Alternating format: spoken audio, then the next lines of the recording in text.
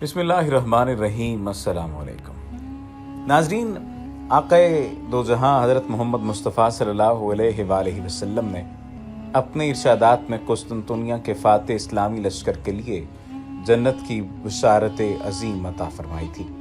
ایک موقع پر آپ صلی اللہ علیہ وآلہ وسلم نے فرمایا، تم ضرور قسطنطنیہ فتح کر لو گے، پس بہتر امیر اس کا امیر ہوگا اور بہترین وہ لشکر ہوگا، یعنی جو لشکر قسطنطنیہ فتح کرے گا۔ یہ مسند امام احمد میں جلد نمبر 4 صفحہ نمبر 335 پر درج ہے۔ یہی وہ فرمان عالی شان تھا جس نے ہر دور میں مسلمان فاتحین کو قسطنطنیہ فتح کرنے کا پروانہ بنائے رکھا، لیکن پے در پے حملوں کا سامنا کرنے کے باوجود بھی اس قدیم شہر کے دروازے کسی مسلمان فاتح پر نہ کھل سکے۔ خلافت راشدہ کے دور سے ہی جب اسلامی سلطنت کو بہت زیادہ وسعت ملی اور قسطنطنیہ فتح کرنا ہر مسلمان سپہ سالار کا خواب تھا، قسطنطنیہ کی فتح کے لیے جانے والی مہمات میں کئی جلیل القدر صحابہ کرام اور اہل بیت رضوان اللہ علیہم اجمعین بھی شامل رہے۔ حضرت عمر بن عبدالعزیز، حشام بن عبدالملک، مہدی عباسی اور ہارون الرشید جیسے پرجلال خلفاء نے بھی اس شہر قسطنطنیہ کو فتح اور تسخیر کرنے کے لیے بڑے بڑے زبردست حملے کیے، مگر قسطنطنیہ کسی سے بھی فتح نہ ہو سکا۔ قسطنطنیہ ایک ناقابل تسخیر شہر تھا۔ اس کے 3 اطراف میں سمندر تھا اور صرف ایک حصہ خشکی تھا۔ شہر کے گرد 14 میل کی ایک قطع دائرے میں ایک مضبوط فصیل تھی، جس پر 170 فٹ کے طویل برج بنے ہوئے تھے۔ باہری فصیل کے اندر ایک اور فصیل بنی ہوئی تھی اور ان فصیلوں کے بیچوں بیچ ایک ناقابل عبور خندق بنی ہوئی تھی، جس کی چوڑائی 60 فٹ اور گہرائی 100 فٹ تھی، اور مزید ایک اندرونی فصیل نے کم و بیش 1 لاکھ کی آبادی کو پناہ دے رکھی تھی، اور یوں یہ شہر فتح کرنا قریب قریب ناممکن ہو گیا تھا۔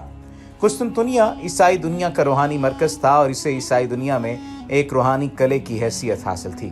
چنانچہ مسلمان فاتحین کے 20 لشکر اس شہر پر پورے جنگی ساز و سامان کے ساتھ یلغار کرتے، لیکن ہر مرتبہ ناکام لوٹتے، اور پھر آقا کریم جناب محمد مصطفیٰ صلی اللہ علیہ وآلہ وسلم کی اس بشارت کا مستحق دولت عثمانیہ کا 7واں فرمانروا سلطان محمد فاتح ٹھہرا۔ عثمانی ترک، جنہیں ہم خلافت عثمانیہ کے نام سے جانتے ہیں، خراسانی خانہ بدوش تغرل کے بیٹے عثمان خان کی اولاد تھے۔ یہ ایشیائی کوچک میں داخل ہوئے تو انہوں نے ایک سلطنت کی بنیاد ڈالی جو صرف 300 سال میں دنیا کی ایک طاقتور سلطنت بن گئی۔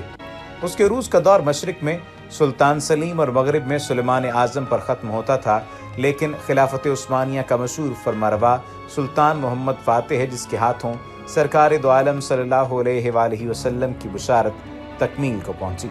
سلطان محمد ثانی قسطنطنیہ، جو کہ موجودہ استنبول کا فاتح تھا، سلطان نے 21 سال کی عمر میں استنبول جیسا ناقابل تسخیر شہر فتح کر کے تاریخ کو حیران کر دیا۔ نوجوان سلطان نے دنیا کی عسکری تاریخ میں پہلی بار بحری جہاز پہاڑ پر چڑھا دیے اور پہاڑ سے سرکا کر دوبارہ سمندر میں اتار دیے۔ یہ 1453 کے شروع میں استنبول پہنچا تو استنبول کے شہریوں نے حسب معمول گولڈن ہارن کے دہانے پر آہنی زنجیر چڑھا دی اور باسفورس میں مسالہ ڈال کر سمندر کو آگ لگا دی۔ سلطان کے ساتھ 80,000 کی فوج تھی۔ سلطان نے فوج کو حکم دیا، یہ استنبول کے ایشیائی ساحلوں پر اتریں، پہاڑوں پر چڑھیں، جنگل کاٹے، پہاڑوں کی ڈھلوانوں پر تختے لگائے، ان تختوں پر جانوروں کی چربی ملی، اور جب یہ کام مکمل ہو گیا تو واپس آ کر سلطان کو اطلاع دی۔ استنبول 7 پہاڑیوں پر پھیلا ہوا شہر ہے۔ یہ شہر 1453 تک صرف یورپی سائڈ کی پہاڑیوں تک محدود تھا، جبکہ ایشیائی پہاڑیوں نے اس وقت گہرے جنگلوں کا لباس پہن رکھا تھا۔ سلطان کے حکم پر جنگل کاٹا گیا، درختوں کے تنے کاٹ کر تختے بنائے گئے، یہ تختے پہاڑ کی چوٹی تک نصب کر دیے گئے۔ سلطان نے مشاہدہ کیا اور یہ تختے اب پہاڑ کی دوسری طرف گولڈن ہارن تک لگانے کا حکم دے دیا گیا۔ سلطان نے تختوں پر جانوروں کی چربی لگوائی اور اس کے بعد حکم دیا بحری جہازوں کو پہاڑ تک لایا جائے، پھر انہیں رسوں سے باندھ کر کھینچا جائے، پہاڑ کی چوٹی تک لایا جائے، اور بعد ازاں انہیں رسوں کے ساتھ باندھ کر پہاڑ کی دوسری سمت سمندر میں اتار دیا جائے، اور یہ کام صرف 1 رات میں مکمل ہونا چاہیے۔ سلطان کے اس عجیب و غریب حکم کی تعمیل بھی ہوئی۔ قسطنطنیہ کے شہری मज़े से सोते रहे और तुर्क फौज अपने जहाज़ पहाड़ पर चढ़ा कर गोल्डन हॉर्न में उतारती रही। अगली सुबह कुस्तुनतुनिया के अवाम की आंख खुली तो वो गोल्डन हॉर्न यानी बास्फोरस में तुर्कों के जहाज़ देखकर हैरान रह गए। ये अज़्म की जादूगरी थी और ये जादूगरी न सिर्फ इस्तांबुल की फतह का बायस बनी बल्कि इसने इस्लामी सल्तनत ऑस्ट्रिया की दीवारों तक फैला दी। 3री सदी ईस्वी में कुस्तुनतैन नामी बादशाह ने ईसाइयत का मजहब कबूल करके इस शहर को अपना पाया तख्त बनाया था, तो इसका नाम कुस्तुनतुनिया मशहूर हुआ। जहालत में डूबे अहले मगरिब की आखिरी शिकस्त और मुसलमानों की आखिरी फतह का ये सुनहरी बाब सुल्तान मोहम्मद फातेह के हाथों रकम हुआ। कुस्तुनतुनिया, जिसका मौजूदा नाम इस्तांबुल है, इसकी फतह की सादत इस लश्कर के हिस्से में आई जो सल्तनत उस्मानिया के हुक्मरान सुल्तान मोहम्मद की सरबराही में रबीउल अव्वल 857 हिजरी अप्रैल 453 ईस्वी में कुस्तुनतुनिया की फतह के लिए गया।